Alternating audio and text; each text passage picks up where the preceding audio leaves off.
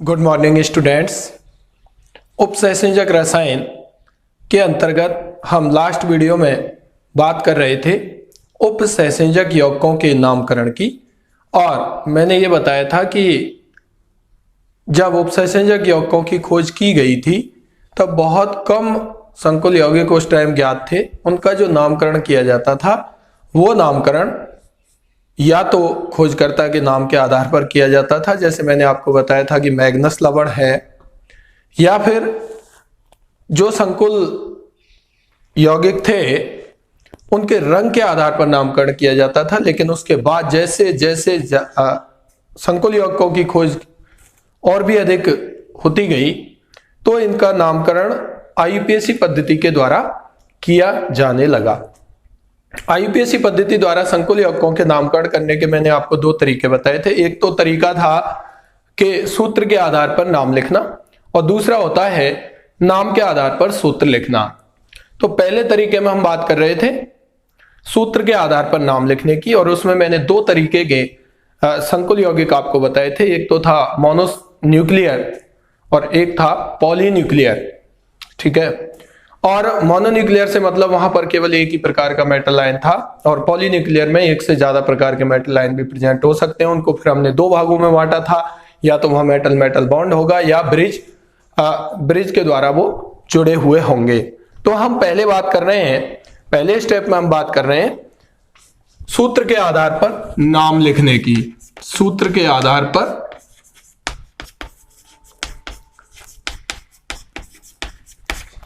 संकुल यौगिकों का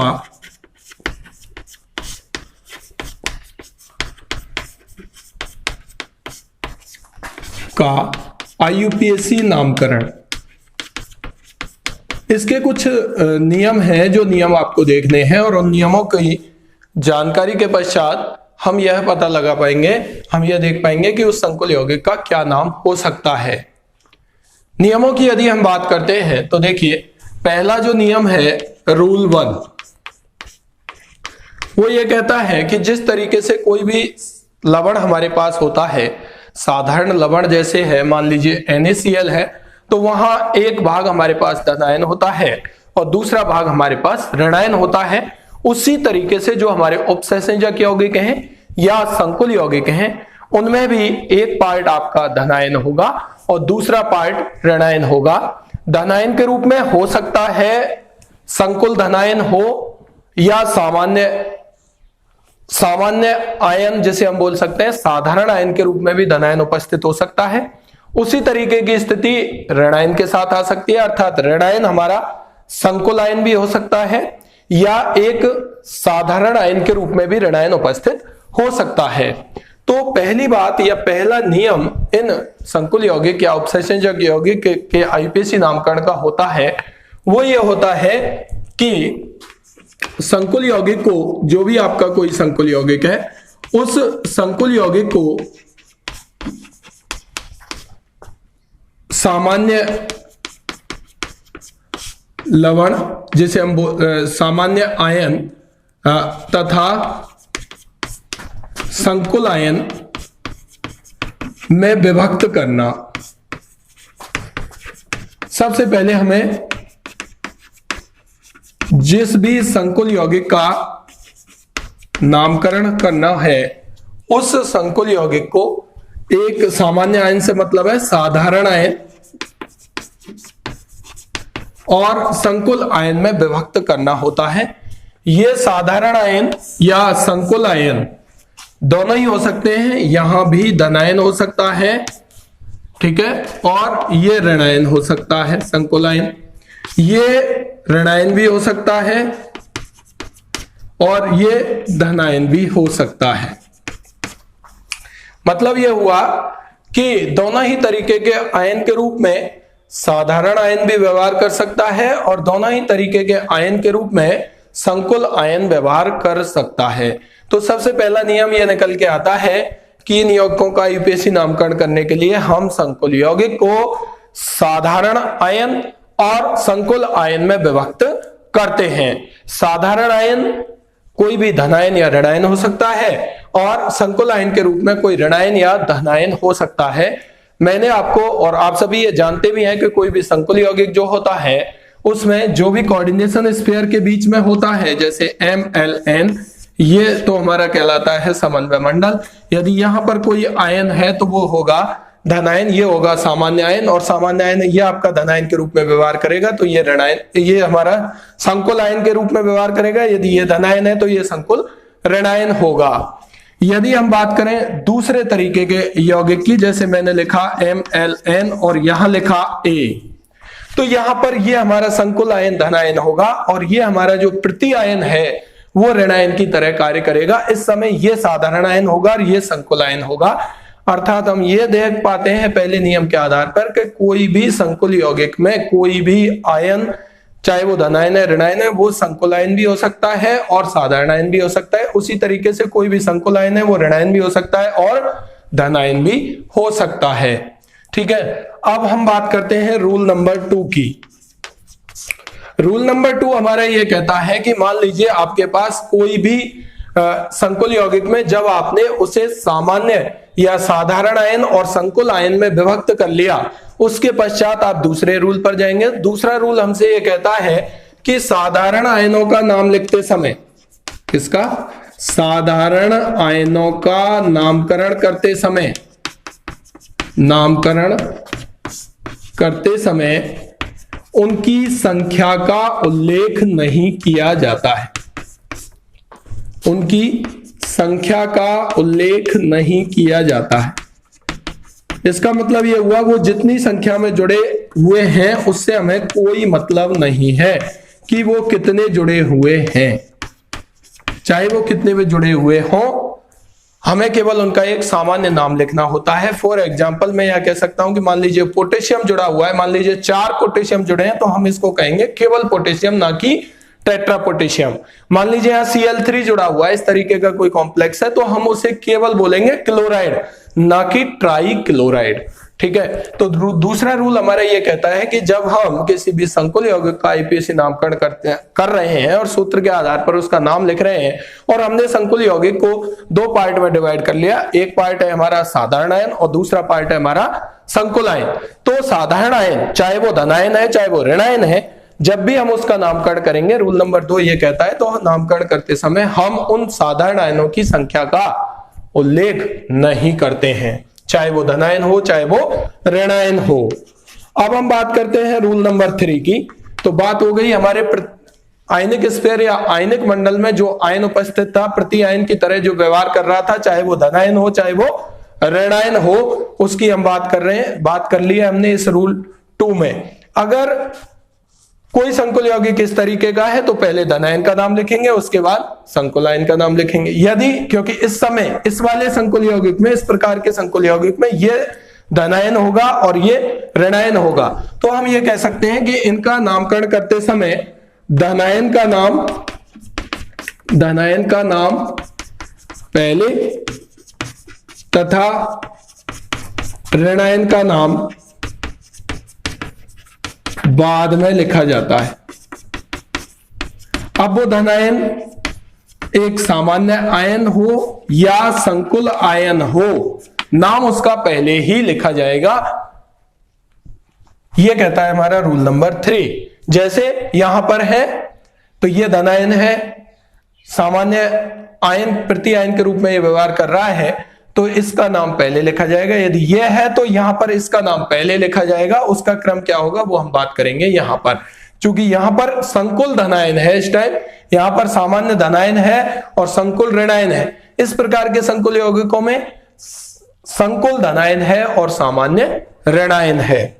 अब हम बात करते हैं, क्योंकि अब हम बात कर चुके हैं यहां पर प्रति आयन या आयनिक परिमंडल में जो भी उपस्थित था उसकी, अब हमको बात करनी है इस ब्रैकेट में। और ब्रैकेट के अंदर हमारा क्या क्या होता है, एक मेटल होता है जिसे हम सेंट्रल मेटल एटम या केंद्रीय धातु परमाणु बोलते हैं, और दूसरा हमारा होता है लिगेंड।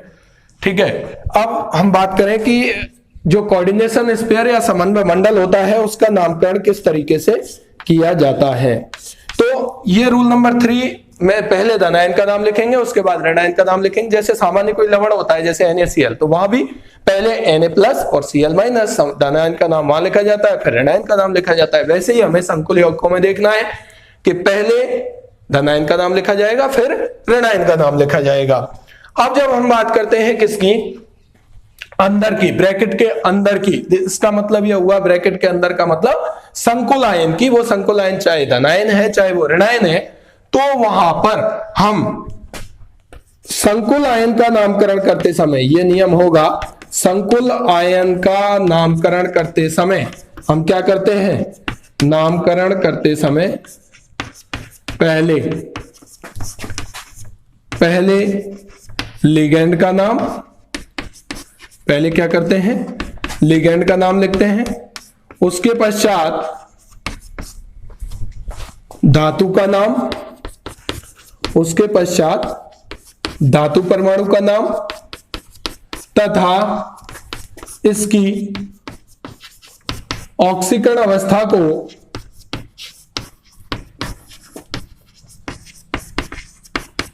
रोमन भाषा में लिखा जाता है, रोमन भाषा में लिखा जाता है। तो जब भी हम संकुल आयन का नामकरण करेंगे तो पहले लिगेंड का नाम लिखेंगे, फिर धातु का लिखेंगे और धातु की ऑक्सीकरण अवस्था को हम ब्रैकेट में रोमन भाषा में लिखेंगे। ये हमारा है रूल नंबर 4। अब हम बात करते हैं रूल नंबर 5 की, कि मान लीजिए आपने संकुल आयन की बात कर ली, तो जितने भी लिगेंड यहां पर जुड़े हुए हैं इस समन्वय मंडल में, उनमें समन्वय मंडल में उपस्थित लिगेंडों के लिए, समन्वय मंडल में जो लिगेंड हैं उनके लिए, समन्वय मंडल में उपस्थित लिगेंडों के लिए हम कुछ टर्म्स काम में लेते हैं। लिगेंडों के लिए पूर्व लग्न के रूप में, पूर्व लग्न के रूप में 2 के लिए हम क्या काम में लेते हैं, डाई काम में लेते हैं, 3 के लिए हम ट्राई काम में लेते हैं, 4 के लिए हम टेट्रा काम में लेते हैं, 5 के लिए हम पेंटा काम में लेते हैं, 6 के लिए हम हेक्सा काम में लेते हैं। इसी सीरियल में हम आगे बढ़ते हुए चले जाते हैं। मोनो को हम यह काम में लेते नहीं है। 2 के लिए डाई, 3 के लिए ट्राई, 4 के लिए टेट्रा, 5 के लिए पेंटा, 6 के लिए हेक्सा। इस तरीके से हम आगे बढ़ते हुए चले जाते हैं। यह बात हो गई हमारे रूल नंबर 5 की। अगर हम बात करें रूल नंबर 6 की, और रूल नंबर 6 हमारा यह कहता है कि यदि लिगेंड के नाम में पहले से ही डाई, ट्राई, टेट्रा शब्द आ रहा होता है तो उन लिगेंडों का आईयूपीएसी, उन लिगेंडों का संकुल यौगिकों का आईयूपीएसी नामकरण करते समय उनके नाम से पहले पूर्व लग्न के रूप में 2 के लिए बिस, 3 के लिए ट्रिस, 4 के लिए टेट्राकिस, इन पूर्व लग्नों का उपयोग किया जाता है। जैसे मान लीजिए एथिलीन डाइएमीन आ गया कहीं लिगेंड के रूप में, तो जब हम उसको एथिलीन डाइएमीन को लिखेंगे तो डाई शब्द उस एथिलीन डाइएमीन में पहले से आ रहा है, तो जितनी संख्या में वो जुड़े हुए होंगे, मान लीजिए वो 3 जुड़े हैं तो हम लिखेंगे ट्रिस एथिलीन डाइएमीन। ऐसा नहीं है हम ट्राई एथिलीन डाइएमीन लिखें। इसका मतलब यह हुआ कि यदि लिगेंड के नाम में पहले से ही डाई, ट्राई, टेट्रा, पेंटा इस तरीके का वर्ड पहले से आ रहा है तो पूर्व लग्न के रूप में हम वहां पर 2 के लिए बिस, 3 के लिए ट्रिस, 4 के लिए टेट्राकिस, इस तरीके से वर्ड का उपयोग करते हैं। यह हमारा कहता है रूल नंबर 6। अब हम बात करते हैं रूल नंबर 7 की। तो रूल नंबर 7 यह कहता है कि यदि किसी भी संकुल आयन में किसी भी केंद्रीय धातु परमाणु से 2 या 2 से अधिक प्रकार के लिगेंड जुड़े हुए हैं तो उस संकुल यौगिक का आईयूपीएसी नामकरण करते समय हम उन लिगेंडों का नाम अंग्रेजी वर्णमाला के क्रम में व्यवस्थित करते हुए करते हैं।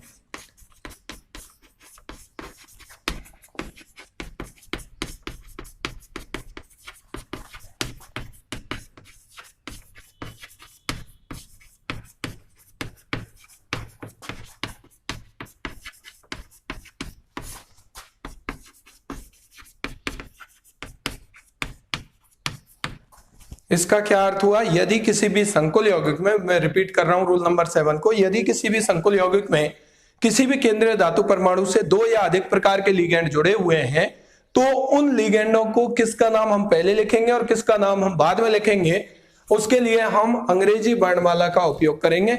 जो अंग्रेजी वर्णमाला में पहले आता है उसका नाम हम पहले लिखेंगे, उसके बाद जो बाद में आता है उसका नाम हम बाद में लिखते हैं। अब हम बात करते हैं रूल नंबर 8 की। तो रूल नंबर 8 में हम ये देखते हैं कि जो भी लिगेंड हमारे पास है, अगर वो हमारे पास कोई भी ऋणायनिक लिगेंड है, कैसा है, ऋणायनिक लिगेंड है, और उस ऋणायनिक लिगेंड के अंत में अनुलग्न के रूप में क्या वर्ड आ रहा है, ओ वर्ड आ रहा होता है, तो आईपीएसी नामकरण करते समय इस ओ को हम इडो से, आईडीओ, ओ आ रहा होता है, इस ओ को हम आईडीओ से रिप्लेस कर देते हैं, इडो से रिप्लेस कर देते हैं। इसका मतलब जैसे मान लो F माइनस आया, F माइनस का मतलब फ्लोरो आया, तो फ्लोरो को हम लिखेंगे फ्लोराइडो, क्लोरो आया तो हम लिखेंगे क्लोराइडो, साइनाइड आया तो हम लिखेंगे साइनाइडो। उदासीन नहीं, केवल हम बात कर रहे हैं किसकी, ऋणायनिक लिगेंडों के नामकरण की।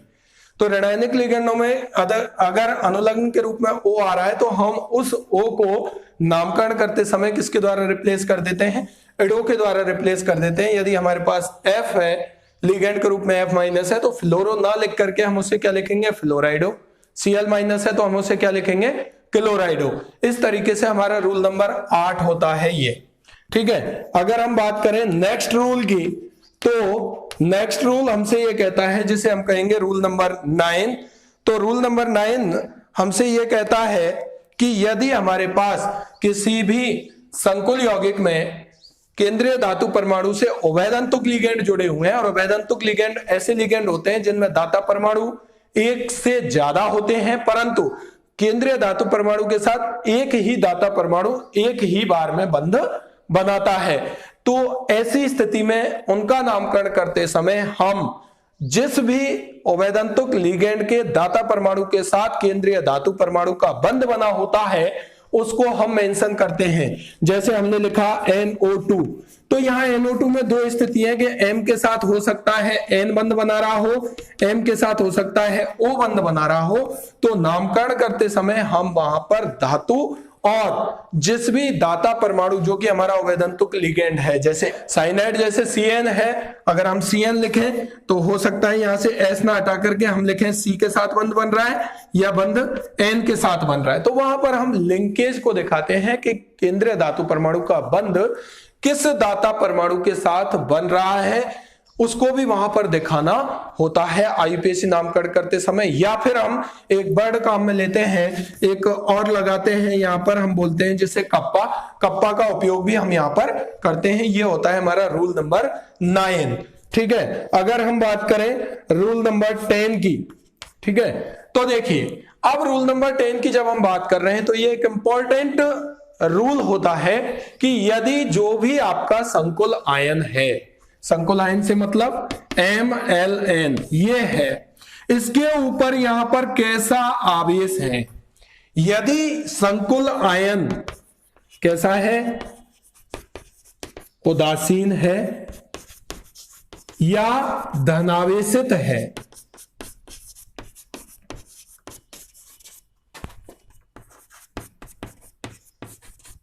धनावेशित होने पर जो धातु का नाम होता है उस धातु के नाम के अंत में अनुलग्न के रूप में 8 नहीं लगाया जाता, 8 नहीं लगाते हैं। कब, जब किसी भी संकुल यौगिक में कोई भी संकुल आयन यदि धनावेशित हो या उदासीन हो, तो धातु का जब हम नाम लिखेंगे तो जो नाम होता है वही नाम हम धातु का लिखते हैं, अनुलग्न के रूप में वहां पर 8 नहीं लगाते हैं।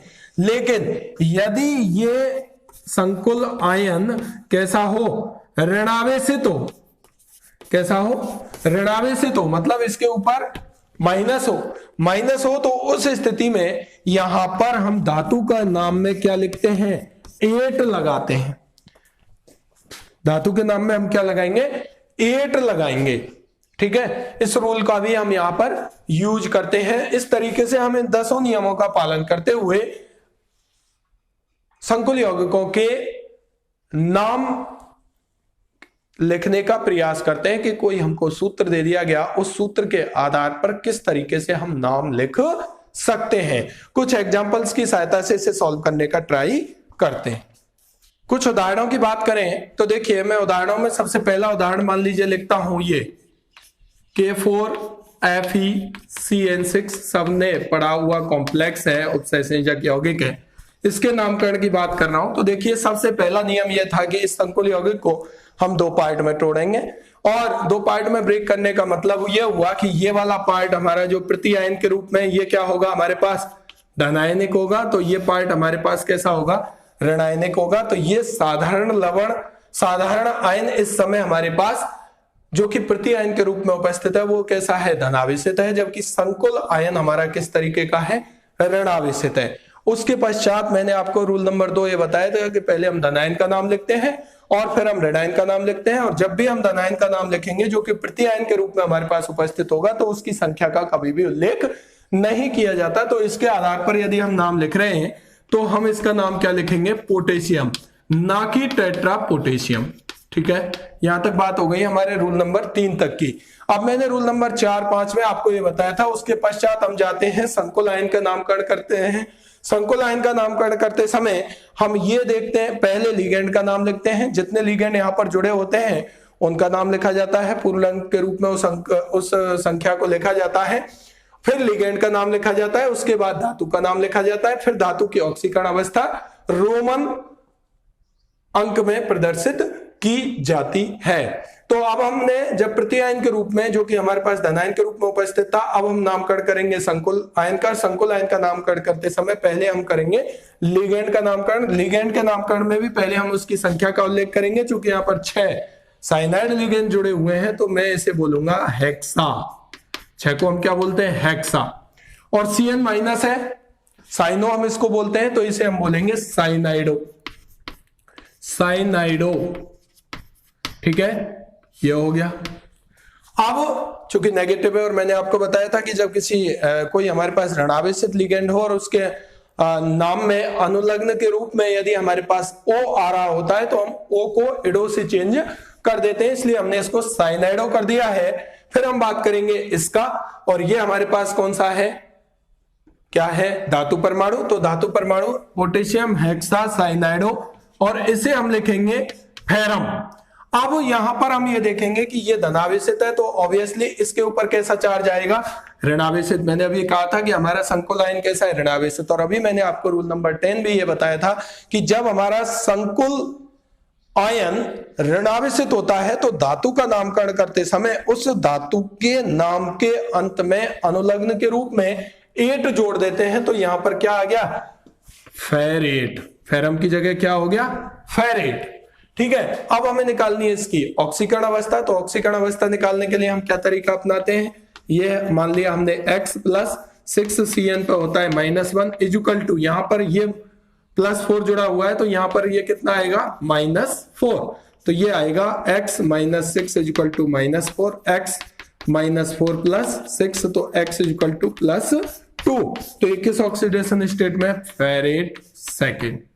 एक नाम और होता है कि मान लीजिए आपके पास कोई भी उदासीन ना दे करके केवल संकुल यौगिक संकुल आयन के रूप में यदि दिया हुआ है तो आपको नामकरण करते समय नाम के अंत में आयन भी लगाना होता है। जैसे मैं बात करता हूं, मान लीजिए मैंने लिखा K3FeCN6, अभी भी इसका नामकरण यदि आप करेंगे तो ये पार्ट हमारा जो सामान्य धनायन के रूप में व्यवहार कर रहा है जो प्रति आयन है, और संकुल आयन के रूप में हमारा कोई ऋणायन है। इसका मतलब ऋणायन जब होगा तो इसके नाम के अंत में चेंज करेंगे, इसकी संख्या का उल्लेख करेंगे नहीं। तो इसका नाम भी क्या होगा, पोटेशियम हेक्सा साइनो फेरेट। लेकिन यहां पर जब आप ऑक्सीकरण अवस्था निकालोगे इस तरीके से तो Fe की ऑक्सीकरण अवस्था किस तरीके से आएगी, इस संकुल का नाम यही होगा और ऑक्सीकरण अवस्था आएगी 3। अब मान लीजिए आपको मैं एग्जांपल लिखता हूं ये कि कोई यौगिक ऐसा दिया हुआ है NiCN का होल 4 -2। ठीक है, अब यहां पर आप कैसे करेंगे, यहां पर आपको पता है कि यहां पर केवल आपको ब्रैकेट वाला पोर्शन ही दिया गया है उस संकुल यौगिक का। इसका मतलब केवल समन्वय मंडल आपको दिया है, इसका मतलब केवल संकुल आयन आपको दिया है। संकुल आयन कैसा है, ऋणावेशित है। धातु के नाम के अंत में हम 8 जोड़ेंगे, ठीक है। और यहां पर धन आयन की हम बात ही नहीं करेंगे क्योंकि सामान्य आयन प्रति आयन के रूप में ना बाईं ओर उपस्थित है ना दाईं ओर उपस्थित है, तो सीधा ही हम इसका नामकरण करेंगे। जब केवल संकुल आयन ही हमको दिया गया हो तो नामकरण करते समय जैसा हम संकुल आयन का नामकरण करते हैं वैसे ही करेंगे। इसका मतलब पहले हम लिखेंगे लिगेंड की संख्या टेट्रा, और ये कौन हो गया साइनाइडो, ठीक है। और निकिल, लेकिन ये ऋणावेशित है तो निकिल में 8 जोड़ देंगे तो ये आएगा निकलेट। और जब आप इसकी ऑक्सीकरण अवस्था निकालोगे तो ये आएगा सेकंड। यहां पर मैं आपसे कह रहा था कि जब इस तरीके की स्थिति हो और केवल संकुल आयन ही आपको दे रखा हो, किसी भी संकुल आयन संकुल यौगिक के नामकरण में केवल संकुल आयन ही आपको दे रखा हो, दैट मींस केवल समन्वय मंडल ही आपको दे रखा हो, तो आपको नामकरण करते समय उसके नाम के अंत में आयन भी जोड़ना होता है, ठीक है। नेक्स्ट एग्जांपल की हम यदि बात करें कि मान लीजिए CrH2O का होल 5 Cl है और ये आपको दिया हुआ है +2, तो यहां से आप देख सकते हैं कि ये कॉम्प्लेक्स आपको दिया हुआ है, तो यहां पर केवल संकुल आयन वाला पार्ट आपको दिया है, तो नामकरण करेंगे। पहले क्लोरो C से शुरू हो रहा है, एक्वा A से शुरू हो रहा है, तो पेंटा एक्वा, ठीक है, क्लोराइडो क्रोमियम, क्या लिखेंगे क्रोमियम, क्योंकि ये धनावेशित है, ठीक है।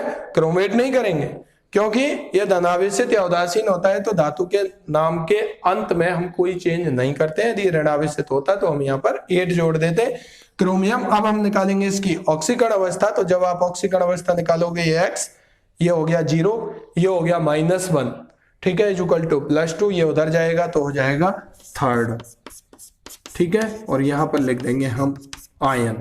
इस तरीके से हम डिफरेंट संकुल यौगिक लेते हुए, चाहे वहां पर अवैधंतुक लिगेंड जुड़ा हुआ हो तो वहां पर सीधा सीधा कुछ नहीं करते हैं, केवल धातु के और जिस परमाणु के बीच में बंध है, दाता परमाणु के बीच में बंध है, उसको हम कंसीडर कर लेते हैं। इस तरीके से आप डिफरेंट एग्जांपल्स यहां सॉल्व कर सकते हैं।